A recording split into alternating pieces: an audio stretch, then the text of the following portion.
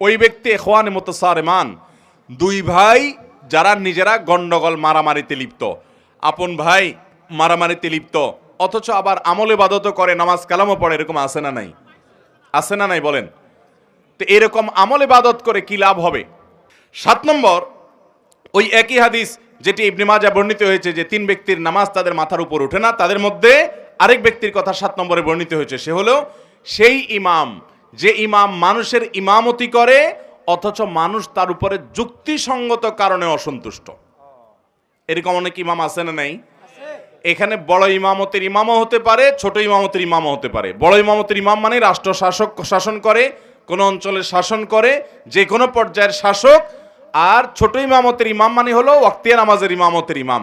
যে কোনো ইমাম হোক না কেন, তিনি নেতৃত্ব দিচ্ছেন, তিনি মানুষের নেতা হয়েছেন, তিনি ইমামতি করছেন, অথচ যারা তার পিছনে অনুসরণ করছেন তারা যুক্তিসঙ্গত কারণে তার উপর অসন্তুষ্ট। অযৌক্তিক কারণে তো বাংলাদেশের 100 ইমামের উপরেই কম বেশি মুসল্লিরা অসন্তুষ্ট আছে না নাই? হুজুরদের উপরে শতভাগ সন্তুষ্ট এরকম মুসল্লি, এরকম মসজিদ পাওয়া যাবে না। তাছাড়া হুজুররাও মানুষ শতভাগ সন্তুষ্ট হওয়া সম্ভব না, কিন্তু যৌক্তিক কারণে বেশিরভাগ মুসল্লি বা সব মুসল্লিরাই অসন্তুষ্ট, কিন্তু হুজুরের খুঁটির জোর বেশি, গায়ের জোর বেশি, এই জন্য হুজুরের সরানো যায় না। এরকম কিছু হুজুর আছে না নাই?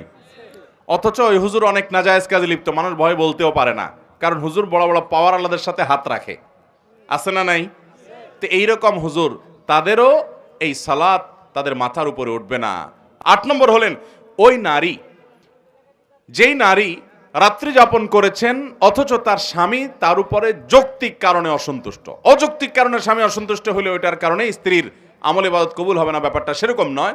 যদি যৌক্তিক কারণে তার স্বামী তার উপরে অসন্তুষ্ট থাকে এবং তিনি ওই অবস্থায় তেড়ামি করে রাত পার করে দেন, তাহলে এ আল্লাহর বান্দি তার সালাত তার মাথার উপরে উঠবে না। এটাও ইবনে মাজাহর হাদিসে বর্ণিত আছে।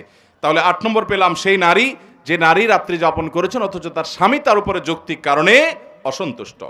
এরপর তিরমিজির বর্ণিত হাদিসে আমরা জানি 9 নম্বর শ্রেণী মানুষের কথা, যার আমল ইবাদত কবুল হবে না, বিশেষ করে সালাত কবুল হবে না, সে হলো ওই কৃতদাস, যে কৃতদাস সে কোনো ন্যায্য বা শরীয়গ্রাহ্য কারণ ছাড়া যে তার মালিক থেকে ভেগে গেছে।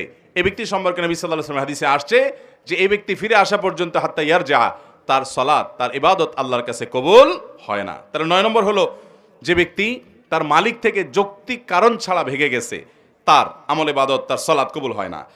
এবং 10 নম্বর হলেন ওই নারী, যেই নারী বাসা থেকে বের হয়েছেন সুগন্ধি মেখে। আজকাল আমাদের অনেক মুসলমান মেয়েরা আছেন, আমাদের অনেক মা বোনরা আছেন যে অনেক পারফিউম ব্যবহার করে, অনেক সুগন্ধি